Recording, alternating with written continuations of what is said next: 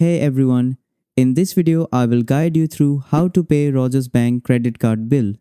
If you're wondering how to do it, don't worry, there are several easy ways and I'll walk you through all of them. Method 1. Online, mobile or phone banking. The most convenient way to pay is through online banking, mobile banking or telephone banking. Just log into your bank account and set up a one-time payment. Make sure to select Rogers Bank MasterCard as the payee. Method 2.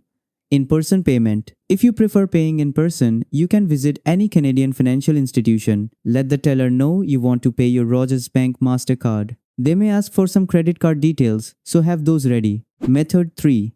Pre-authorized debit. You can also set up pre-authorized debit from your checking account. This means your bill will be paid automatically every month. You can set this up by contacting your bank or visiting the Rogers Bank website for instructions. Method 4. Mail a check. Another option is to mail a check. Make the check payable to Rogers Bank and be sure to write your credit card account number on the front. Mail it to the address provided on their website. So those are all the ways you can pay your Rogers Bank credit card bill online, by phone, in person, automatically or by check. If you found this video useful, please hit like and subscribe. Thanks.